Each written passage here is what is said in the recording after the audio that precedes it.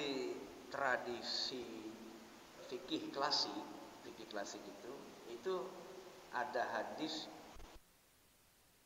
itu yang riwayat tentang masalah intiqalu qadamin ila akhar min ba'di salat ila salat. Itu jadi pindah dari satu salat ke salat. Sebetulnya sih alasannya simpel saja, supaya setiap tanah yang kita injak sujud kepada Allah itu nanti menjadi saksi di hadapan Allah gitu. Ya, apalagi ini tanah wakaf, apalagi masjid itu tanahnya diniatkan untuk tabarruk ibadah. Tapi yang perlu diperhatikan, kasusnya begitu itu bukan sholat fardu. Karena kalau sholat fardu tetap dianjurkan nggak boleh pecicilan, nggak boleh pindah begini, nggak boleh begini gitu, geser nggak boleh. Apalagi kasusnya berjamaah, nggak boleh. Jadi kasus itu hanya dianjurkan, atau intikal itu berpindah-pindah tempat itu setiap satu sholat kemudian sholat yang lain, itu hanya dalam konteks sholat sunnah saja. Sholat sunnah dan posisinya dia sendirian, munfarid, sedang tidak berjamaah, jadi sendirian saja. Itu pun ketika tidak mengganggu yang lain. Jadi ibadah itu kita taat tuh boleh, Pak, sangat boleh taat kepada Allah. Tapi juga harus perhatikan hubungan sosialnya. Saya kasih contoh simpel ya, Pak. Untuk kalau tadi kan misalnya Pak Haji juga kasih tahu ya, takut nanti mengganggu yang lain, dia ke depan ke belakang, pala orang kena juga atau apa, segala macam. Maksud saya ibadah boleh, taat boleh, tapi lihat juga kemaslahatan umumnya. Saya kasih contoh, ada orang baru masuk ke Masjid Kuba, baru masuk nih, dia sholat.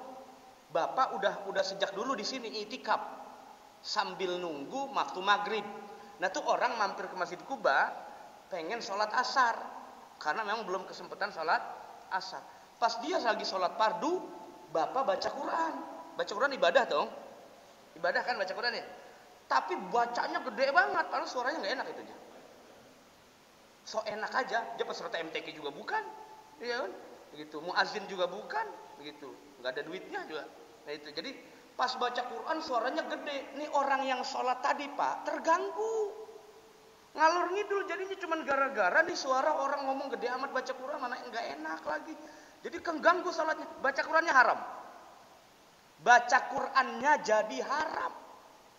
Ibadah bukan tadi. Ibadah kan baca Quran, nah. Tapi kalau kondisinya begitu jadi haram ibadahnya.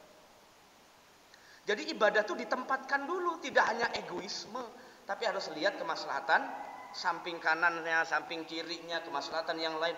Hatta ulama bilang begini, bagi imam, nih adabnya salat berjamaah, adabnya. Bagi imam ketika dia ngucap salam, assalamualaikum, harus ada di niatnya dia memaafkan dan dia juga melupakan dosa-dosa makmum yang ada di belakang semua. Gitu. Nah makmum pun begitu, makmum ketika assalamualaikum warahmatullah niatin menjawab salam imam. Gitu. Artinya apa? Setelah kita personal di hadapan Allah soleh, maka lihatlah kemaslahatan sosial, hubungan sosial kita. Nah, maksud saya kalau di fikih itu yang persoalan yang tadi itu disebutkannya satu, kasusnya sholat sunnah, dua, kondisinya lihat. Kondisinya merugikan kanan kiri depan belakang tidak. Sifatnya bukan sunnah tapi anjuran. Bukan sunnah apa? Anjuran saja. Kalau sunnah itu menjadi beberapa kali sering dikerjakan Nabi, tapi ini sifatnya anjuran karena setiap bumi yang kita injak bersaksi di hadapan Allah, mau dia taat ataupun maksiat nanti ngadu di hadapan Allah Subhanahu. Kalau maksiat saja dilaporkan, orang yang maksiat di hadapan Allah, tanah yang diinjak sama ahli maksiat itu dilaporkan, wala siyama apalagi yang taat kepada Allah. Jadi sifatnya tasjih, motivasi, anjuran supaya sholat sunnah itu enggak satu lokasi, bisa geser ke kanan, bisa geser ke kiri. Tapi kalau sholat fardu, lah tidak.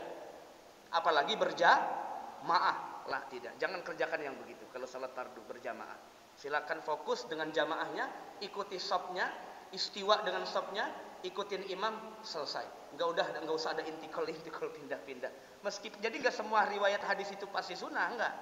Ada juga yang tidak. Ya, yang sunnah nanti bisa dilihat di konteks yang lain. Itu Pak Haji. Ya.